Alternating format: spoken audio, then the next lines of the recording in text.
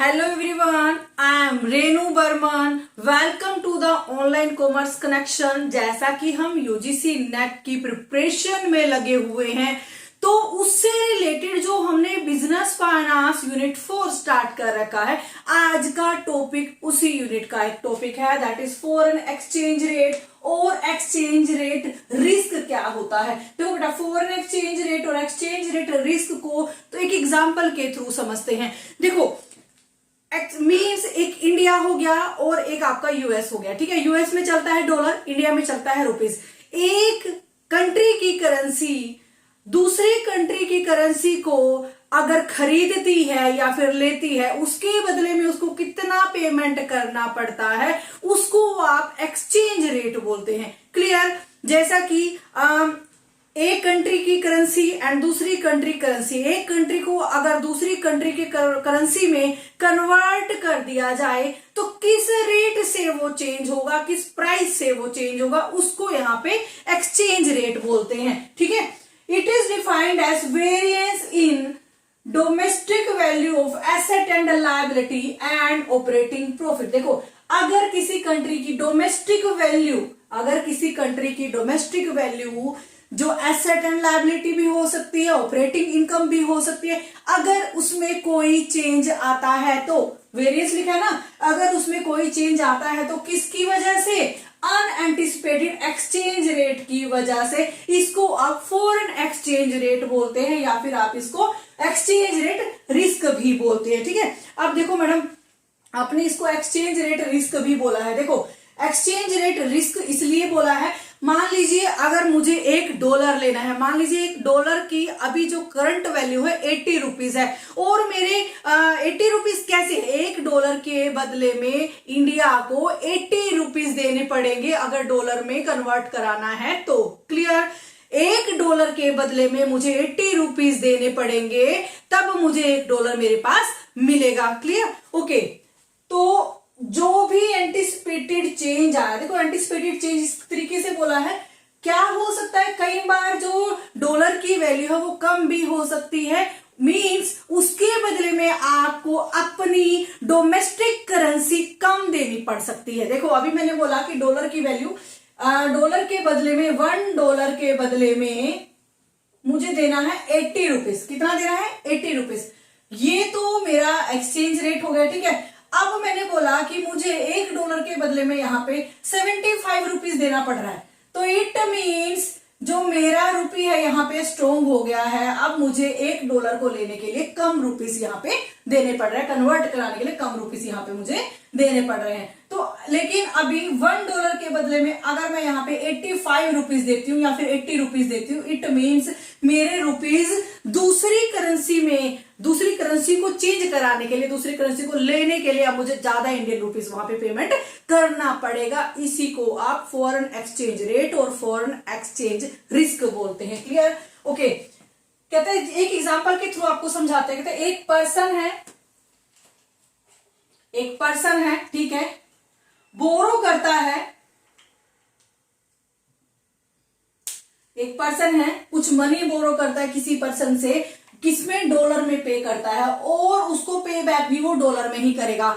अगर वो जिस पर्टिकुलर टाइम पीरियड का जो उनका एक तरीके से कॉन्ट्रैक्ट हुआ है कि इतने टाइम तक मैं आपसे कुछ मनी उधार ले रहा हूं और इस पर्टिकुलर टाइम के बाद मैं आपको आपकी मनी वापस कर दूंगा, जिस करेंसी में मैंने लिया, किस करेंसी में लिया? मैंने डॉलर में लिया है। अब मुझे डॉलर में ही उस मनी को वापस करना पड़ेगा। मान लीजिए जिस टाइम पे मुझे उसकी मनी को वापस करना है, उस टाइम पे डॉलर की वैल्यू कम हो जाती है, मींस डॉलर के लिए मुझे अब जितनी अमाउंट पहले पे करनी थी उतनी अमाउंट पे नहीं करनी पड़ेगी। अब मैंने खरीदा था, जब मैंने यहाँ पे 2 साल पहले खरीदा था, $1 के लिए मैंने 80 रुपीज यहाँ पे दिए थे, बट अब डॉलर की वैल्यू कम हो गई है, तो अब मुझे यहाँ पे 70 रुपीज देने पड़ रहे हैं।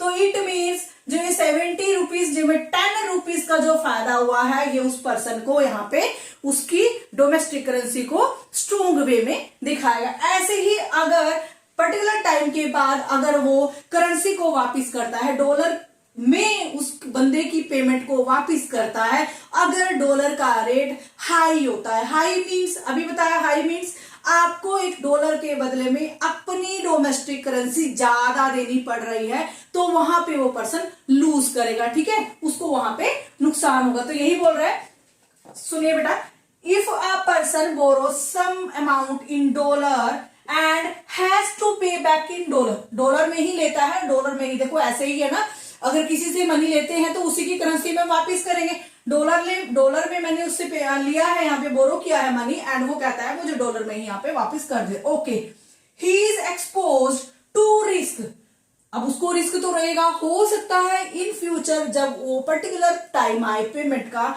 उस टाइम पे उसको रिस्क उठाना पड़े। कैसे रिस्क उठाना पड़े, अभी आपको बताया, अगर उस टाइम पे जो करेंसी का रेट है, मीन्स $1 का रेट है, उसके बदले मुझे 80 रुपीज यहाँ पे या 85 रुपीज देने पड़े, तो यहाँ पे उसको रिस्क हो जाएगा।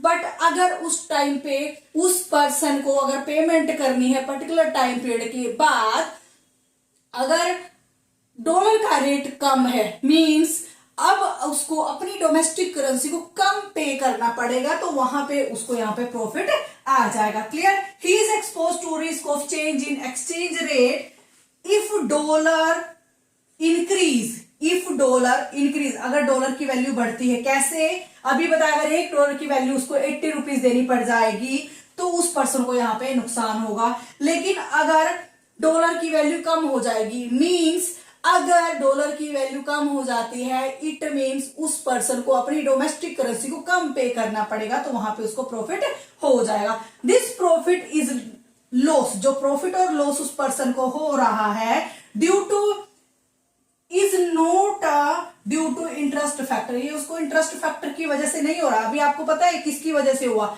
यहाँ पे हमने किसी भी इंटरेस्ट फैक्टर की बात नहीं की है। अभी जो उसको यहाँ पे प्रॉफिट और नुकसान मिल रहा है वो डॉलर मींस करेंसी के एक्सचेंज रेट की वजह से उसको यहाँ पे मिल रहा है, ठीक है। इट इज दिस प्रॉफिट और loss is not due to interest factor but change in exchange rate. Clear, okay. अब बेटा एक चीज और समझा दू, जहां पे आपका यूजीसी नेट के क्वेश्चंस बनते हैं इस टॉपिक से रिलेटेड, तो मैं आपको साथ साथ में कराती जाऊंगी। कहता है कि अगर किसी पर्सन को बाहर से सामान मंगाना है, देखो अगर किसी पर्सन को बाहर से सामान मंगाना है, इंपोर्ट करना है, अगर एक्सचेंज रेट, देखो अगर वो बाहर से सामान मंगाएगा तो जिस कंट्री से मंगा रहा है तो पेमेंट भी उस कंट्री की करेंसी में ही देगा ना, ठीक है। अगर यूएस से सामान मंगाता है तो यूएस में जो करेंसी चल रही है उसके सेलर को वो ही तो पेमेंट करेगा, ठीक है, डॉलर में ही पेमेंट करेगा। उस टाइम पे अगर डॉलर हाई होता है, अगर डॉलर की वैल्यू हाई होती है, इट मींस उस पर्सन को वहां पे लॉस उठाना पड़ेगा। बार बार बोल रही हूं, उस पर्सन को लॉस क्यों उठाना पड़ेगा, क्योंकि अब जो डॉलर की वैल्यू में अपनी कंट्री की करेंसी को चेंज कराने के लिए उसको ज्यादा पेमेंट करनी पड़ेगी। $1 के बदले में उसको 80 रुपए देने पड़ेंगे, ठीक है। अगर वो ज्यादा अपनी करेंसी, डोमेस्टिक करेंसी $1 को कन्वर्ट करने के लिए देता है इंपोर्ट के टाइम पे, तो उसका लॉस हो जाएगा। ऐसे ही वैसे वैसा अगर कोई पर्सन बाहर एक्सपोर्ट करता है, अगर इंडिया का बिजनेसमैन बाहर एक्सपोर्ट करता है, सामान भेजता है, बेचता है, उस टाइम पे अगर डॉलर की वैल्यू बढ़ती है, अगर डॉलर की वैल्यू बढ़ती है, मैडम डॉलर की वैल्यू बढ़ती है, देखो अब डॉलर की वैल्यू बढ़ी हुई है, अब डॉलर की वैल्यू है 80 रुपीज, कितनी है, 80 रुपीज है। अब उस पर्सन को जो बाहर से जो करेंसी मिलेगी वो डॉलर के रूप में मिलेगी, ठीक है। अब उसको $1 के बदले में 80 रुपए मिलेंगे, ठीक है, उसको वहां पे डॉलर में पेमेंट होगी, फिर वो अपनी कंट्री में आएगा, यहां पे उन डॉलर्स को अपनी इंडियन करेंसी में कन्वर्ट कराएगा। तो जितना डॉलर की वैल्यू हाई होगी और जितना हाई होगी, ठीक है, मींस इंडिया करेंसी भी ज्यादा होगी, $1 के बदले में अगर उसको ज्यादा वहां से इंडियन करेंसी के रूप में डॉलर मिलता है, ठीक है। जैसे कि बेटा देखो, अब मैंने बोला कि बाहर सामान बेच रहा है, ठीक है, बाहर सामान बेच रहा है तो $1 मिला, उस $1 की वैल्यू इंडिया में 80 रुपीज है। अब उस पर्सन को $1,00,000 मिले हैं, कितने मिले, $1,00,000। तो अब उसको 80 के हिसाब से यहाँ पे 80 लाख रुपीज यहाँ पे उसको मिल जाएंगे। ठीक है, क्यों क्यों मिले? क्योंकि यहाँ पे अभी डॉलर की वैल्यू ज्यादा है, जितनी डॉलर की वैल्यू ज्यादा होगी उतना ही उसको यहाँ पे प्रॉफिट कमाने का मौका मिलेगा। अब इंपोर्ट में क्या था, अगर वो बाहर से सामान मंगाता है, अगर बाहर से सामान मंगाता है, डॉलर की वैल्यू ज्यादा है बाहर, ठीक है, डॉलर की वैल्यू क्या है, ज्यादा है, बाहर सामान मंगाने के लिए अपनी इंडियन करेंसी को ज्यादा पेमेंट करना पड़ेगा, ज्यादा पेमेंट करना पड़ेगा तो वहां पे उसको लॉस हो गया। ठीक है, लॉस हो गया ना। तो ये जो कॉन्सेप्ट है आपको क्लियर आने चाहिए कि अगर इंपोर्ट करता है तो उसके टाइम पे अगर डॉलर स्ट्रॉन्ग होता है तो उसको यहाँ पे नुकसान उठाना पड़ता है, अगर एक्सपोर्ट करता है और डॉलर स्ट्रॉन्ग होता है तो यहाँ पे उसको प्रॉफिट यहाँ पे मिल जाता है। क्लियर? अभी इसके हम आगे इसको करते हैं। चलिए अब कर लेते फॉरेन एक्सचेंज रेट और एक्सचेंज रेट रिस्क के कितने टाइप्स हैं। There are 3 types of foreign exchange rate और फॉरेन एक्सचेंज रेट रिस्क। किस तरीके से हमें पता चलता है, इन 3 वे से पता चलता है कहां कहां पे हमें फॉरेन करेंसी की वजह से, मींस करेंसी को जो एक्सचेंज करने की वजह से जो चेंजेस आते हैं उसका क्या इंपैक्ट पड़ता है और कैसे इंपैक्ट पड़ता है उसके बारे में बात करते हैं। फर्स्ट है ट्रांसलेशन एक्सपोजर। अब ये ट्रांसलेशन एक्सपोजर क्या है? ओके बेटा, पहले तो मैं आपको ट्रांसलेशन एक्सपोजर को अकाउंटिंग एक्सपोजर भी बोलते हैं। ट्रांसलेशन एक्सपोजर का दूसरा नाम क्या है? Accounting exposure. अब मैडम अकाउंटिंग एक्सपोजर किस तरीके से आया? देखो क्या होता है, कोई एमएनसी कंपनी है, कोई भी एमएनसी कंपनी या फिर कोई अदर कंपनी जिसका जो बिजनेस है अदर कंट्रीज में भी चल रहा है। इंडिया की एक ऐसी कंपनी जिसका बिजनेस अदर कंट्रीज में भी चल रहा है, बट जब वो साल के एंड में अपने कंसोलिडेटेड अकाउंट्स क्रिएट करती है, अपनी प्रॉफिट एंड लॉस एंड अपनी बैलेंस शीट बनाती है, तो देखो जिस जिस कंट्रीज में उसके अकाउंट मेंटेन हो रहे हैं वहां से उसके डाटा को इकट्ठा करते हैं होम कंट्री में। ठीक है, उन डाटा को अपनी होम करेंसी में, अपनी होम करेंसी की एक्सचेंज रेट में जब उसको चेंज किया जाता है, उसमें कन्वर्ट किया जाता है, वहां पे जो लॉस होता है, जो रिस्क होता है, उसको बोलते हैं ट्रांसलेशन एक्सपोजर। क्लियर? अभी देखो जो हमारी टाटा कंपनी है, हमारी जो टाटा कंपनी है, टाटा कंपनी का जो बिजनेस है एमएनसी कंपनी की तरह ऑल ओवर फैला हुआ है। ठीक है, जब वो अपने डाटा को उठा के अपने बैलेंस शीट बनाती है, अपने प्रॉफिट एंड लॉस बनाती है, अपने फाइनेंशियल अकाउंट्स बनाती है, अपने फाइनेंशियल स्टेटमेंट को क्रिएट करती है, उस टाइम पे जहां जहां उसका बिजनेस जिस जिस अमाउंट में हुआ है उनको इकट्ठा करेगी, उन करेंसी को इकट्ठा करेगी, उन करेंसी को अपनी करेंसी में चेंज करेगी, कन्वर्ट करेगी, वहां से जो लॉस होता है, जो रिस्क होता है, उस चीज को कन्वर्ट करना ही यहाँ पे ट्रांसलेशन एक्सपोजर बोला जाता है। क्लियर? ओके, पढ़ लेते हैं।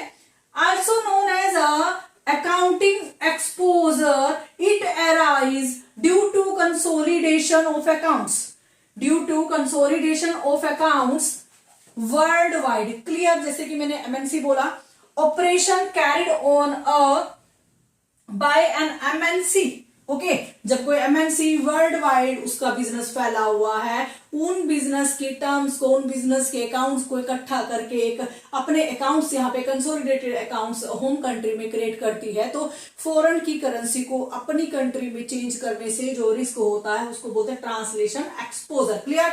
अब बोलते हैं ट्रांजेक्शन एक्सपोजर क्या होता है। मैडम ट्रांसलेशन और ट्रांजेक्शन में क्या डिफरेंस है बताते हैं।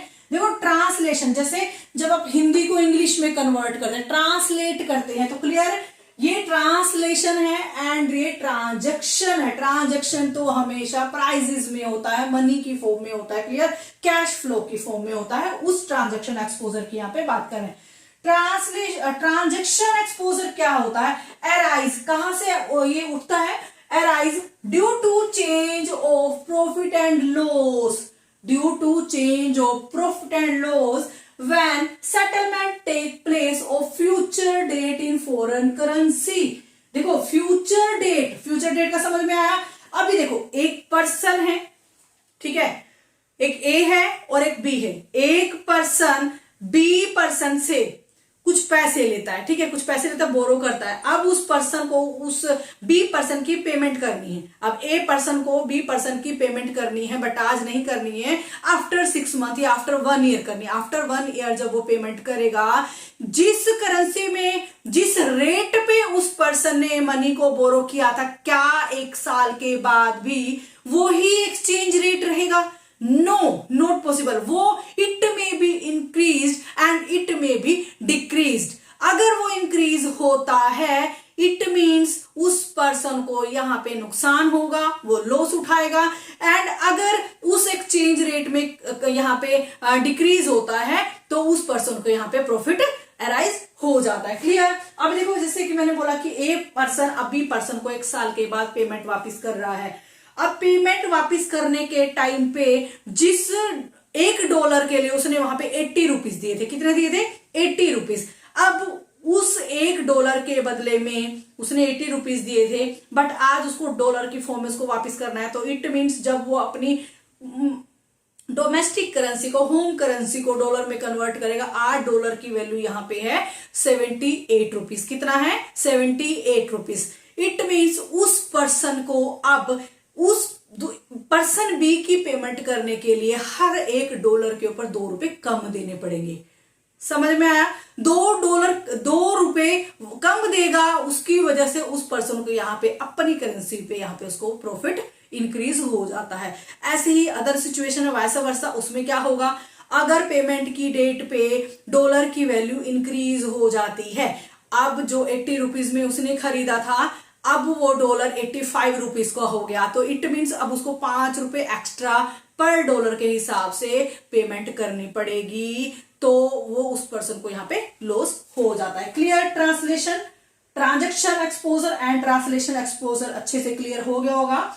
अब बात करते हैं इकोनॉमिक एक्सपोजर क्या है। मैडम इकोनॉमिक, देखो इकोनॉमिक से समझ में आ रहा है, जब इकोनॉमिक वर्ड आ जाता है दिमाग में आ जाता है वैल्यू ऑफ फर्म, प्रॉफिट, ठीक है। यस बेटा, उन्हीं की बात करें। इकोनॉमिक में जो हो रहा है, हमारे कंपटीशन आ रहा है, हमारा रॉ मटेरियल, हमारा इनपुट आउटपुट, हमारी यहाँ पे पॉलिसी, सब चीजों की यहाँ पे बात हो रही है। इकोनॉमिक एक्सपोजर की बात करें, ठीक है। अब इकोनॉमिक एक्सपोजर क्या होता है? अगर एक्सचेंज रेट की वजह से किसी कंपनी की इकोनॉमिक वैल्यू पे इफेक्ट आता है, अगर एक्सचेंज रेट की वजह से किसी कंपनी की वैल्यू पे फर्क आता है, वैल्यू ऑफ फर्म पे फर्क आता है, तो उसको यहाँ पे इकोनॉमिक एक्सपोजर बोला जाता है। अब इकोनॉमिक एक्सपोजर कैसे? देखो, when economic value of a company can decline, कैसे कम होती है value of company? Due to change in exchange rate. अगर किसी कंपनी की वैल्यू कम हो रही है ड्यू टू एक्सचेंज रेट, इसका ओवरऑल इंपैक्ट किसके ऊपर आता है? वैल्यू ऑफ फर्म के ऊपर आता है। अगर किसी कंट्री की, किसी कंपनी की इकोनॉमिक वैल्यू कम हो रही है, अगर किसी कंपनी की इकोनॉमिक वैल्यू कम हो रही है, इकोनॉमिक वैल्यू कैसे होगी? देखो, ये सामान खरीदने से रिलेटेड, रॉ मटेरियल खरीदा गया है, बाहर सामान बेचा गया, जब बाहर सामान बेच रहे हैं उस टाइम पे वहां पे डॉलर की वैल्यू कम है, डॉलर की वैल्यू कम है तो उसको वहां पे प्रॉफिट कम होगा, ठीक है। ऐसे ही अगर जब वो रॉ मटेरियल खरीद रहा है, रॉ मटेरियल खरीदते हुए अगर डॉलर की वैल्यू कम होती है, अगर डॉलर की वैल्यू कम होती है तो उसको वहां पे अपनी करेंसी डॉलर के लिए कम पे करनी पड़ेगी, तो वहां पे उसको प्रॉफिट होगा, ठीक है। तो ये इकोनॉमिक वैल्यू है। एक कंपनी की इकोनॉमिक वैल्यू का भी एक्सचेंज रेट से बहुत गहरा रिश्ता है।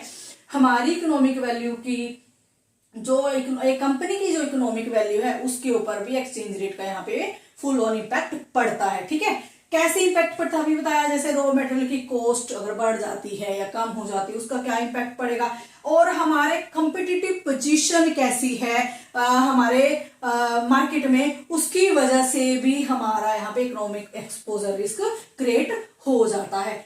Thank you so much. कैसा लगा आपको वीडियो, प्लीज मुझे लाइक एंड सब्सक्राइब जरूर करिएगा, और मिलते हैं आपसे नेक्स्ट वीडियो में techniques of foreign exchange rate. Thank you so much.